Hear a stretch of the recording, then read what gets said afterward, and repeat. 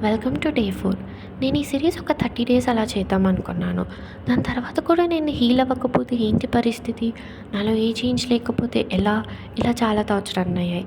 But ఒక 100% తీసుకుంటే దాంట్లో ఒక 5-10% హీల్ అయినట్టే కదా! నాలో ఏదో చేంజ్ వచ్చినట్టే కదా! Like we say something is better than nothing. So, ఈరోజు నా ఫుడ్ హ్యాబిట్స్ గురించి చెప్పాలనుకున్నాను. నేను అసలు చాలా మంత్స్ నుంచి అసలు మంచిగా ఫుడ్ తినట్లేదు. అసలు 3 మీలే పర్ డే అస్సలు తినట్లేదు. బ్రేక్‌ఫాస్ట్ అయితే చాలా సార్లు స్కిప్ అయిపోయేది. మెయిన్ రీజన్ ఏంటంటే నాలో ఏవో చాలా థాట్స్ రన్ అయ్యేవి. ఆ థాట్స్ వల్ల అసలు ఫుడ్ తినాలన్న ఆలోచన కూడా ఉండేది కాదు. కొంచెం తినాలనుకున్న ఏదో హెవీ హార్టెడ్‌గా అనిపిచ్చేది. సో, దీనివల్ల అయితే నేను చాలా ఫేస్ చేశాను. లైక్ కళ్ళు తిరగడం, లో బీపీ రావడం, యాపిటైట్ తగ్గిపోవడం. నేను మంచిగా ఎంజాయ్ చేసే ఫుడ్ కూడా నేను తినలేకపోయేదాన్ని. సో, ఈ సిరీస్ స్టార్ట్ చేసినప్పటి నుంచి కొంచెం మంచిగా తినడానికి ట్రై చేస్తున్నాను.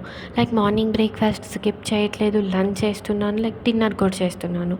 Like I'm trying to eat like before 7:00. చాలాసార్లు చాలామంది చెప్పడం కూడా విన్నాను.